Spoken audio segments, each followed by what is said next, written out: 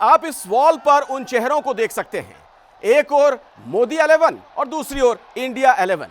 मोदी 11 में अमित शाह हैं, योगी आदित्यनाथ आपको नजर आ रहे हैं, जेपी नड्डा हैं, गडकरी हैं, राजनाथ सिंह हैं, अनुप्रिया पटेल हैं, हेमंता बिस्वा शर्मा हैं, अजीत पवार, एकनाथ शिंदे और चिराग पासवान भी हैं। सबकी अपनी ताकत है। तो इंडिया 11 की अगर मैं बात करूं तो राहुल आगे हैं और उनके साथ देखिए आप नीतीश कुमार हैं, तेजस्वी यादव नजर आ रहे हैं, अरविंद केजरीवाल हैं, ममता बनर्जी हैं, सीताराम येचुरी, हेमंत सोरेन, अखिलेश यादव हैं, शरद पवार, उद्धव ठाकरे और स्टालिन को भी आप देख सकते हैं।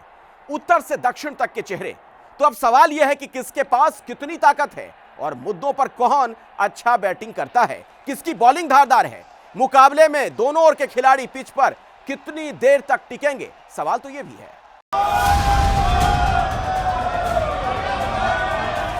भाग्य से हमारे देश में विपक्ष का एक धड़ा आज भी पुराने ढरे पर चल रहा है। खुद तो कुछ करेंगे नहीं और किसी को करने भी न देंगे, न काम करेंगे न करने देंगे, ये रवैये पर अड़े हुए हैं।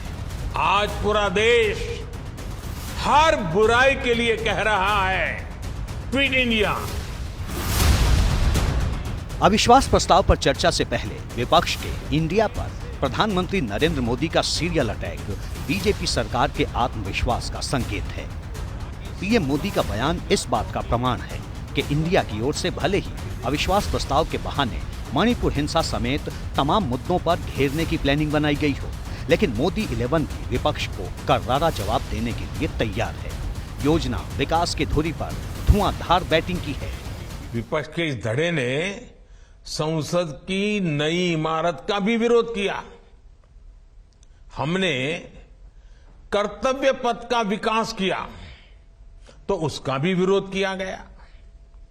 इन लोगों ने 70 साल तक देश के वीर शहीदों के लिए वॉर मेमोरियल तक नहीं बनाया।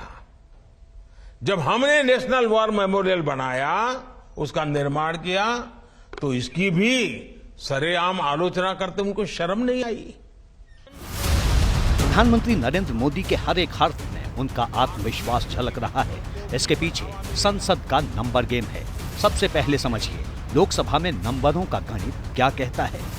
एनडीए के पास 331 सीटें हैं, इंडिया के पास 144 सीटें। जो पार्टियां दोनों खेमों से बाहर हैं, उनके पास 63 सीटें हैं। यानी मोदी सरकार के प्रचंड बहुमत के सामने इस अविश्वास प्रस्ताव का संसद में ढेर होना तय है। लेकिन सवाल है कि जब नतीजा पहले से पता है तो फिर विपक्ष अविश्वास प्रस्ताव लाया ही क्यों?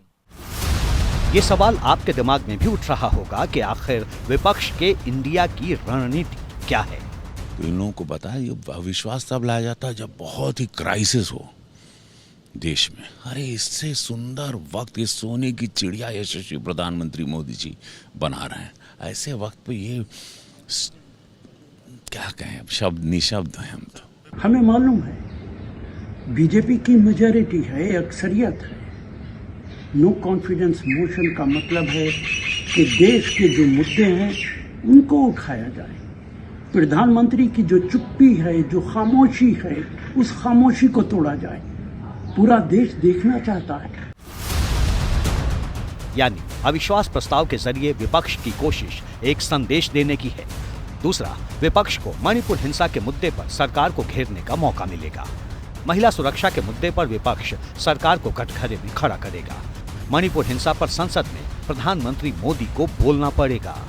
दरअसल अविश्वास प्रस्ताव के जरिए विपक्ष ने ऐसा नैरेटिव सेट करने की कोशिश की है कि प्रधानमंत्री संसद में मणिपुर हिंसा पर बोलने से बच रहे हैं। अब सवाल है कि जब अविश्वास प्रस्ताव पर चर्चा होगी तो क्या सिर्फ मणिपुर का मुद्दा उठेगा या फिर पश्चिम बंगाल से लेकर राजस्थान की कानून व्यवस्था तक की भी चर्चा होगी। वो कौन से मुद्दे होंगे जो लोकसभा के पटल पर गूंजेंगे, बताएंगे आपको। बने रहिए हमारे साथ। जैसे ही घड़ी का काटा दोपहर 2:30 पे आए, बबीता जी का दिल सास बहू साजिश के लिए मचल जाए। और ये है इनकी बहू, पूरे दिन ऑफिस की टेंशन हो जाए गॉन जब ये करें अपना फेवरेट शो फ्री टाइम पे ऑन। इनकी तरह आप भी देखिए अपना फेवरेट शो अपने टाइम पर और डाउनलोड कीजिए एबीपी लाइव ऐप अपने स्मार्ट टीवी पर।